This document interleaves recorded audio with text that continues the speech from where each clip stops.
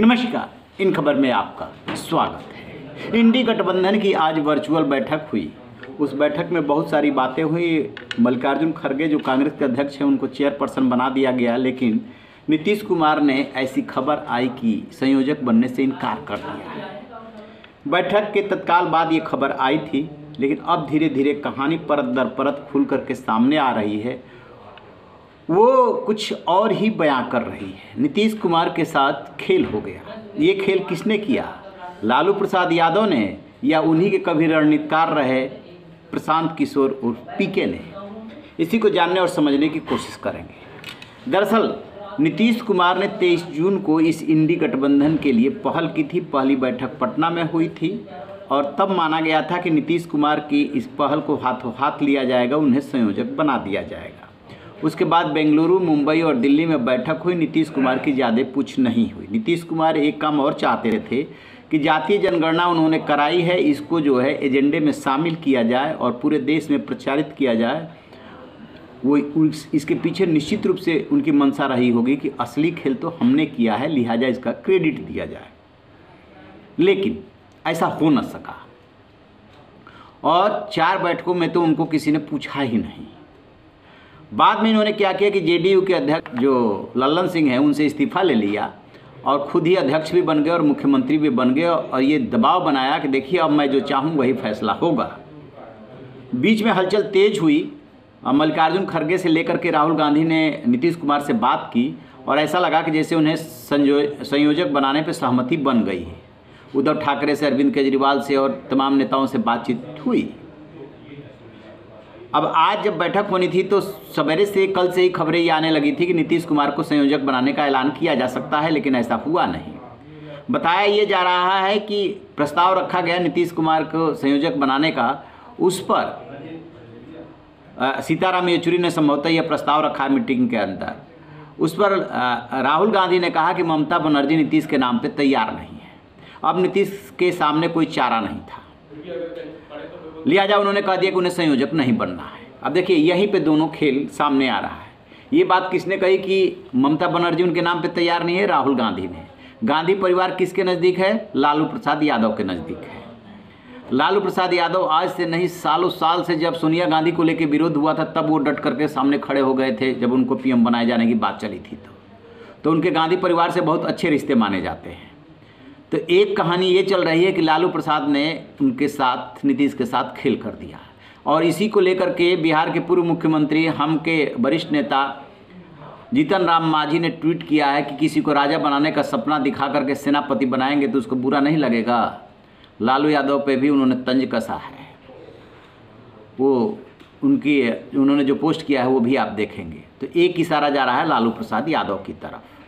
हालांकि उनको अपने बेटे को बिहार में मुख्यमंत्री बनाना है और जब तक उनको नीतीश कुमार को कोई पद नहीं मिलेगा वो पद छोड़ने वाले नहीं हैं। दूसरी कहानी आ रही है कि असली खेल किया है प्रशांत किशोर उर्फ पीके ने, जो कि आजकल बिहार में जन सुराज यात्रा निकाल रहे हैं और खासे चर्चे में हैं। ममता बनर्जी के वो रणनीतिकार रहे हैं। उन्होंने ममता बनर्जी को सलाह दी कि यदि आपने नीतीश कुमार को संयोजक बनवा दिया तो फिर कल को यदि विपक्ष आ गया सत्ता में तो वो आदमी प्रधानमंत्री का दावेदार बन जाएगा, फिर आपका खेल कैसे होगा?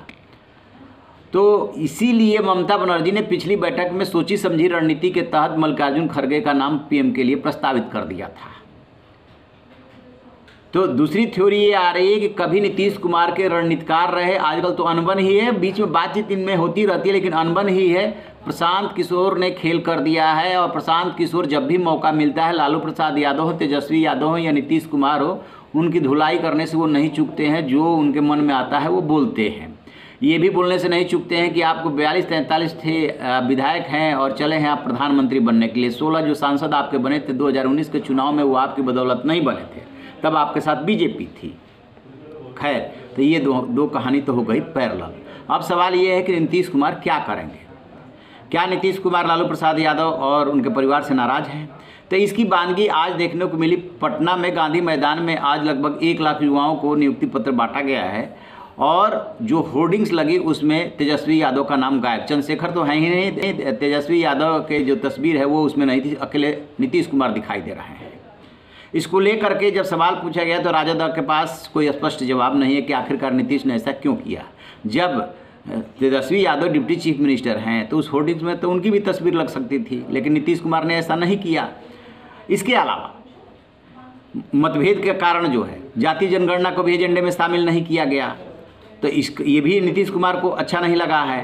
और जो आरजेडी के नेताओं ने सनातन धर्म को लेकर के बयान दिया, खास तौर से शिक्षा मंत्री चंद्रशेखर और उनको जो सपोर्ट किया, उस पर भी आप जेडीयू के रिएक्शन को गौर करेंगे तो पाएंगे कि जेडीयू इस फेवर में नहीं थी, लेकिन आरजेडी अपने हिसाब से बयान देती रही। तो ना तो लालू प्रसाद यादव से अच्छे रिश्ते हैं, बेशक दल मिल गए लेकिन दिल नहीं मिले हैं। और इधर जो उनके पुराने रणनीतिकार हैं प्रशांत किशोर, वो भी जो है उनके खिलाफ मुहिम चलाए हुए हैं। तो इन दोनों ने मिलकर के खेल किया है, ऐसा माना जा रहा है। अब क्या करेंगे नीतीश कुमार? क्या फिर से पलटी मार सकते हैं? क्या सीटों के बंटवारे को लेकर के जब बातचीत होगी उसमें उनको 17 सीटें नहीं मिलेगी लड़ने को? क्योंकि इधर यदि 17-17 इन लोगों को दिया जाता है तो फिर 34 सीटें हो जाएगी। और फिर कांग्रेस कहाँ जाएगी और लेफ्ट कहाँ जाएगा? यदि अपनी सीटें घटा करके दोनों 15-15 करते हैं तब भी नहीं बात बन रही है। तो दबाव की एक ये भी रणनीति हो सकती है। एक नीतीश कुमार इस बात से भी खिन्न बताए जा रहे हैं कि कांग्रेस और आरजेडी ने उनकी जीती हुई 16 सीटों में से कुछ सीटों पर अपना दावा ठोका है। तो अंदर खाने बहुत अच्छी स्थिति नहीं है इंडी गठबंधन की। बहरहाल ये है आज की कहानी। आपकी क्या राय है? कमेंट बॉक्स में जा करके कमेंट जरूर कीजिएगा। रहिए बेखबर, देखते रहिए इन खबर।